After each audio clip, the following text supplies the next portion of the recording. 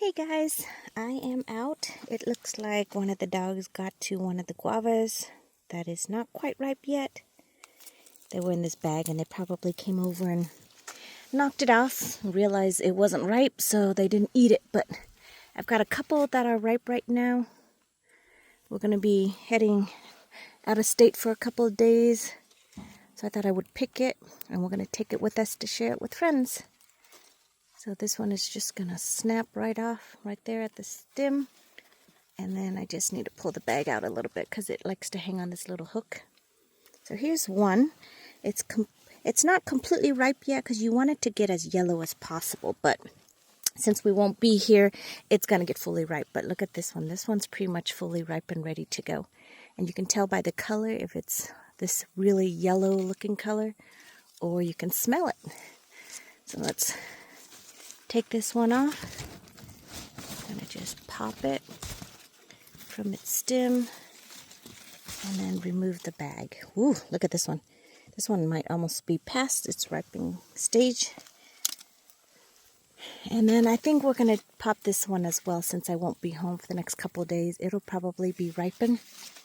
And the dogs might get to it too. So right here it's hanging onto the stem. Sorry, all the leaves are around it. So we're just going to pop it from the stem. And generally, if it's ready, it'll come off pretty easy. This one could stand to go for another day or two. But I'm just going to pop it off. And it sounds easier than it is, but it's not wanting to come off. So, come on. So that just means it's not quite ripe. But like I said, I won't be here. I'm going to try to cut it and catch it at the same time so it doesn't fall to the ground. Well, I can't cut it with one hand. Alright, I'm just going to forcibly pull it. If all else fails, just pull it from the tree, right? Come on. Or twist it. The other ones came off so easily. This one wants to stay on the vine. But you can see the bottom is a little bit warped, so I'm not sure. Okay, I'm just going to pull it. Well, I pulled it and it came off, but that one was a tough one. So I'm going to put that one here, and then I'm going to reuse some of the bags to put on other ones that are still needing a bag or two. I'm not sure how many more we have. So we've got a couple more that are little, so hopefully they'll stay on and not fall off or have the puppies go after them. So I've got these two I can always put in the net. I don't really need to do that because it seems like they are kind of more resistant, disease resistant. This one looks like it's ready to go as well. You can always tell, of course, by the sniffing test. If it smells ripened, it is ripened. So this one we'll see. I'm going to remove the bag first. And hopefully it still stay and pop out pretty nice and easy.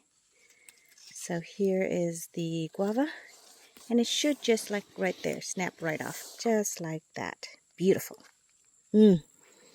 Smells so good. And we've been harvesting them all summer long. So it is now September. And most of them are ripened, but I don't expect to. Sorry, I'm going to close in just to close up that bag. I don't expect us to get too much more. There's still a couple that needs to be ripened. Now, this tree is doing well to produce this year. This tree, not so much, just because it fell over when we went on vacation early springtime, and it kind of never really recovered. But it did produce 2 sets of flowers. These are the new sets. I'm not sure if these guys will actually ripen before first frost come, but we will see. But he has given us 3 good ones, and this one over here, not fully ripe. I bet you by the time we come back home, that one will be ready. But like I said, these ones are a lot smaller, so I'm not sure if they will ripen in time. But this one definitely will give us some good one. This one's almost ripe too, so I think I might just take this one off and take it with us on our trip to share with families. And again, same thing. This one might not come off the vine as easily because it's not completely ripened. But I'm going to remove the bag first. And then the smell test, it doesn't smell ripe. So it's going to, hey, that one snapped off quite easily right here from the stem. But it's not fully ripened, but it looks really good. So there's another one. And let's see. Is there any other one? Now I've got this one. It's slightly yellow. And I like them when they're not fully ripe. But when they're fully ripe, it is really good. I still like a little bit of crunchy. This is the Ruby Supreme Guava. And they are more creamy, which is really nice. I think I'm going to remove this one. That way I can eat this one too. Sorry, I have the hat on and everything is hitting me. Okay, so this one we're just going to remove the bag it's in. Come on. Never realize it, but you really do need both hands to work the magic around here. So here's what it looks like. And then I'm just going to snap it off. And this one doesn't snap as easy either, just because it's not ripened. But there we go. So we've got this one slightly overripe. This one's perfect, and slightly underripe. So I would say this one is a little bit bigger than a baseball size, but this is generally what a baseball size look like. And most of them are baseball size. So that's a nice little harvest. For the guava, I am still waiting for the Thai guava to ripen. Here's the Thai guava, and you can see it has quite a bit of fruit production, all different sizes. And the Thai guava seems to be a lot bigger than the Ruby Supreme. The Ruby Supreme is more of a a baseball size. This one is actually a little bit overgrown. Most of the size are a little bit smaller, but you can see in comparison, these guys are just about as big, but they haven't even colored up or ripened up yet. So I think this can go for another couple weeks at least. And let's see how. The thing I'm concerned about is the underneath of them, because it seems like the insects really like to burrow themselves inside and then do their thing. But these guys are really heavy. They're really meaty compared to the Ruby Supreme. So maybe I should put some nets over them since I don't need them anymore for this Ruby Supreme batch. Let's see. Let's put them on these two. Although it's a little bit late to put them on now, and I'm going to need two hands because they're so big. I'm not going to be able to just do one hand, so I guess I'll do that later. But generally you want to do it when it's a little bit smaller, so it goes in easier. And then you just pull the two strings that's at the top, and then it pinches it in, and then that way it kind of keeps all the little insects from getting into them. The Thai guava is really prolific. I just hope they taste as good as they look. Last year I tried them, and I think I picked them too soon, but they already had insects burrow into them, so that's why I picked them kind of like this one. See how it looks right here? It's browning right there. Sorry, the light may not be good. So I picked it and then had to get rid of half of it just because the insects burrowed into them. But over here you can see a cluster of them, all different sizes. Nothing's eating that one yet, so that's good. This one looks like it might have some insects problem right there. So the Thai guava seems to have more of an insect problem than the... Ooh, got a bug right on me like I was talking about. Here's a little bug right here. He wanted to land on me. But we're going to take this harvest in and enjoy them. Look at that. Isn't that awesome? I love growing my own guava. And I love this Ruby Supreme guava so much that all the seedlings that I've grown, I've pot up quite a few more. Over here you can see I've up-pot quite a few more just so I can have more for next year. The more the better. So we'll see how that goes. And the June plum is doing great. They're not getting very big, and I'm not sure what I'm doing wrong. Maybe if you guys have any suggestions. But I feel like they don't get very big. This is about the size that they get. And after peeling it, it's rough to peel something this small. And then after peeling it, and then you enjoy it, it's only like 2 bites. But I know they're not ripened perfectly because the seeds inside never set. So I'm not sure if I'm not leaving it long enough. But I feel like I leave it for too long, and then they age and they drop, like this yellow guy right here. See how I've lost some green ones, and then some of them turn yellow and drop. But I still have a whole bunch here, clusters of them. But they're not getting very big, so I don't know.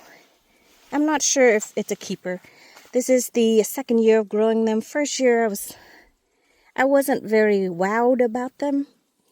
And the second year is about the same. So I might have to give them up and use the pots for the Ruby Supreme Guava, which grows more and abundant, and I do enjoy that fruit. So you want to test things out, and then you want to grow what works for you in your area. Anyways, that's it for the Ruby Supreme Guava harvest. Thank you so much for watching, and I hope you guys have a blessed day. I will see you in the next video. Goodbye, everyone. Okay, you guys, here's eating into an unripened Ruby Supreme Guava. It's still a little bit green. This is the one that the dogs chewed off of the plant. Took it off, chewed it, realized it wasn't very tasty, so they kind of left it on the ground. So I cut off where they kind of chew on, and I'm going to eat it now. I don't waste anything, especially a good fruit.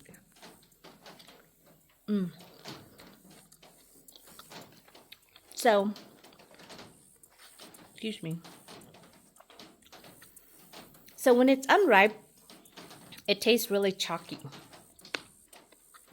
And the seed inside is crunchy, but it's not as hard as when it ripens. It's not creamy at all.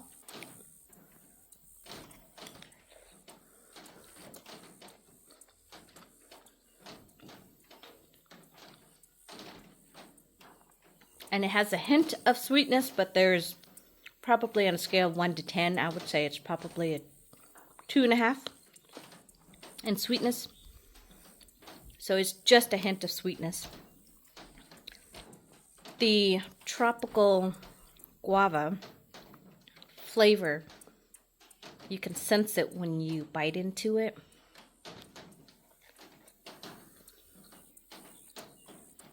Now that I'm getting deeper into the middle, it is a little bit creamier and the seed is a little bit harder. So when you're eating a guava, I don't recommend chewing on the seed because the seed is really hard and you may chip your teeth. So you kind of have to eat around it and then you just swallow the seed.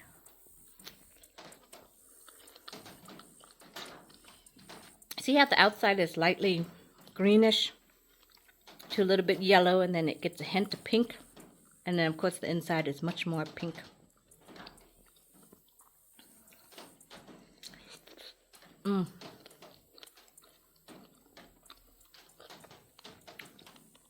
I do tend to like it a little bit unripened, but my husband loves it when it's fully ripe. It's creamy, it's rich, and on a scale of 1 to 10, it's probably a sweetness of 6. So it's really good. I'm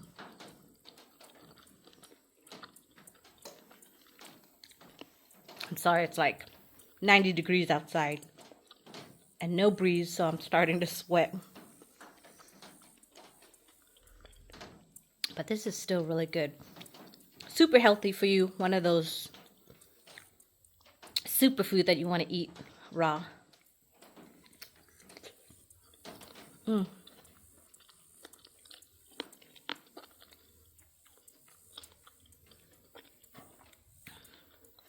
So good.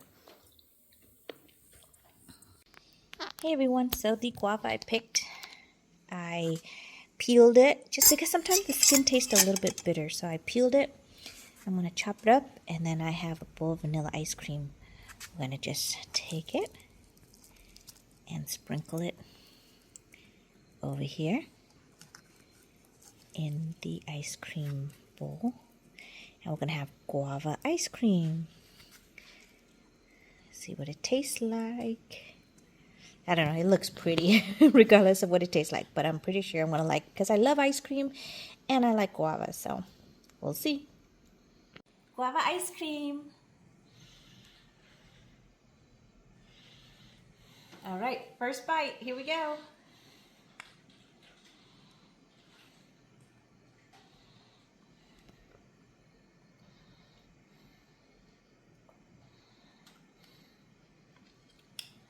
It's so cold. The guava is a little bit grainy, but it makes it really sweet with this ice cream. Guava ice cream. Yummy. Thank you. Bye. Hey guys, so I cut the papaya. There was 2 of them that were ripe. A third one we've already cut. This one I thought I would show you real quick. The skin looked really bad. It was kind of moldy and overripe, so I peeled the skin. And this type of papaya, for some reason, I've never had one that does not have seed in it. And you can see this is one that is half. And if you turn it around, it has no seeds in it. So this one I had to cut apart because it got too mushy toward the end. So this was kind of like this half. So it didn't look great, which is why I think a lot of people don't buy fully ripe papaya in stores, because once they ripe, they go bad really quickly. But this one I cut up, and we got some vanilla ice cream. We're going to put vanilla ice cream with our papaya. The papaya is really good in the sense that it is very fresh. I can't even describe it because I haven't had one like this at a store bought. When you pick it from a tree and you eat it, there's nothing like the freshness of a papaya or any fruit. It has a hint of sweetness. It's not an overwhelming sweetness.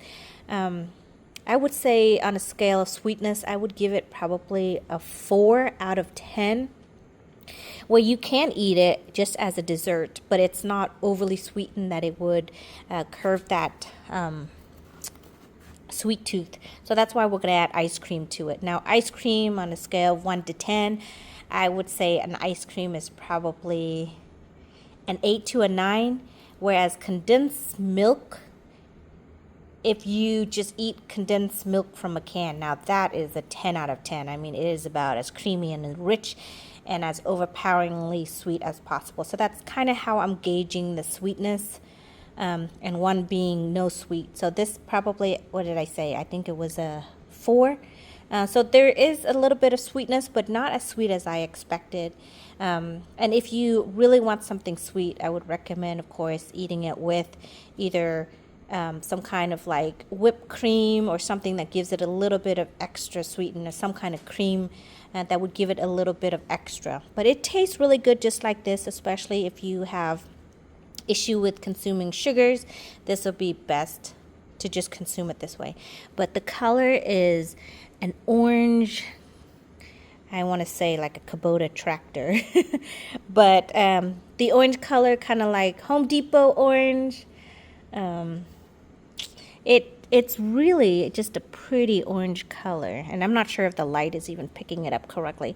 But on the inside, you can see this little fuzzness that almost resembles like it's forming a seed, like you would scratch it off. If it had seed, you scratch that off. But because there's no seeds, I don't even have to scratch it off, and you can eat it just like this. So it's really creamy, texture-wise, sweet, kind of like a honeydew melon, actually a cantaloupe when it's really ripe, but a cantaloupe I would say is even sweeter than this papaya. So I'm not sure if this is the variety that I have that's not that sweet. There could be some papayas that are sweeter than this one. But it is really good, and it's juicy, it's creamy. It's just really good. I definitely would recommend if you can grow papayas to grow them. It's so healthy and so beneficial for you in so many ways.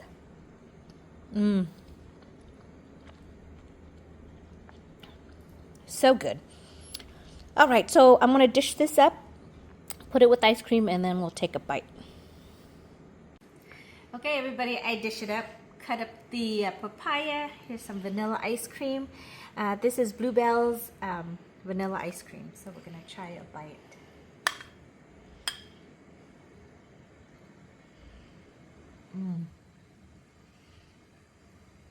Nothing like homegrown papaya. And the ice cream just add that little extra sweetness that you want for a dessert dish. This is really good. Thank you so much for watching. Hey guys, so this pineapple I believe is ready. Everywhere is yellow. You can see there's a brown spot that's starting to form here. So I think we're gonna get into it and take it inside and chop it up and enjoy the fruits of our labor. Let me see. How am I going to do this with just one hand? I think I can just go in and twist it. I brought my pruners just in case I need it. But I think I might just be able to twist it off. So let's try that first. Should have brought my glove because these are really prickly. Oh, I can't even grab it in a spot to twist it. Okay, let's try it this way. Ooh. There we go. Whoa! Ow! Okay, so these are super prickly. Recommend wearing gloves as always, but you don't have to. I enjoy gardening without gloves for the most part. So I just snap it right off there at the base, and you can see here's a happy, healthy looking homegrown pineapple. So basically this plant right here, and it's hard to tell. Hang on one second while I sit that down for a moment. Okay, so this main plant, this is the big plant, produced that fruit. To the best of my understanding and knowledge, the pineapple will only produce one fruit per plant. But she will produce a lot of pups, which, as I've shown you, I pop off those pups from the mother plant, so I potted them up and they are growing well here. As I stated before, there was one here that I couldn't get to when it was a smaller pup. I couldn't get to it in order to pop it off, and you can see now it's grown. Now, this one will produce another pineapple. So sometimes it looks like one pineapple plant is producing another fruit, but in actuality, it's because this secondary pup that is still attached to its mother is producing the I guess the second season fruiting. So it's coming from this pup and not the mother plant. Because the mother plant is so big and I have enough pups, I think I'm going to dig this up and then plant this pup maybe in here. You can see at the base, I just saw it, but it looks like, sorry, I have to weed in here. But if you leave the mother plant, look, she's also sending up 2 additional pups down below. This one here is a pup, and here's another little tiny pup here.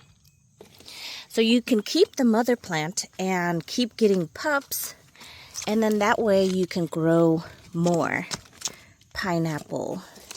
And that'll be really the only way you can get more fruit from the original mother plants is by her pups. But she is done for the lifespan of her producing fruit. But thankfully she can still produce more pups. So I might actually leave her in here. Maybe just try to see if I can remove this big one. And I might need the husband to help me because one of us is going to have to hold. This one is a pretty big pup to be attached to its mother. So it's going to take a little bit more than just me popping it off. Now the ones at the base are a lot easier. I can just go in here and just kind of pop it off at the base where it's attached to its mom. Just like that. And then here's a pup. You can see it even has a little bit of roots here at the base. And then this is a secondary one over here. Let me see if you can see that. Can you see that one?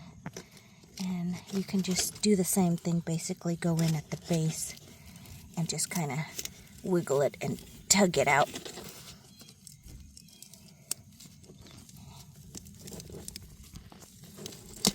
And just pop her off. Well, I actually broke her. I didn't pop it.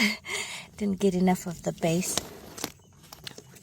So that one might not be viable, but this small one is still viable, and we'll stick it into a pot of soil.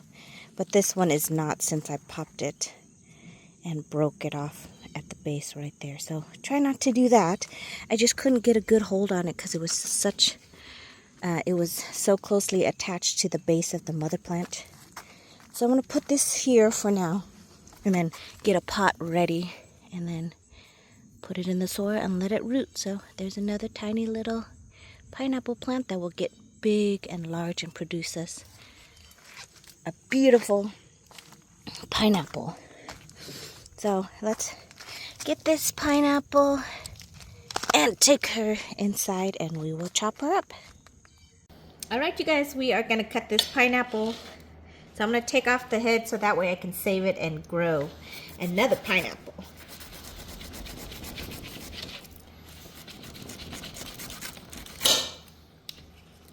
Ooh, look at that. I smell it. Juicy. Now trying to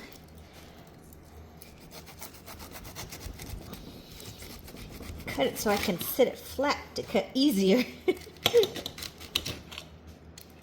Looks like I got a brown spot in it already. So we'll see.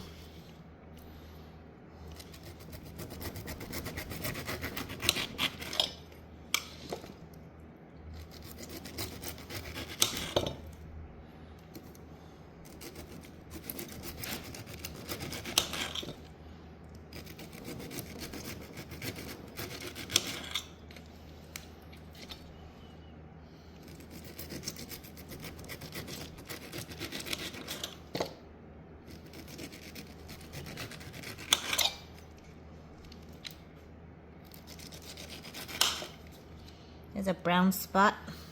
It looks like it's overripe a little bit. So we're gonna cut into it. I'm gonna do a half. Ooh, look at that. Beautiful color. Ooh, man. And then I usually half it again. And that way I can take out the core much easier. There's not a lot of core, so I'm just going to remove that. And I usually eat the core. So we're going to try a bite. Here we go.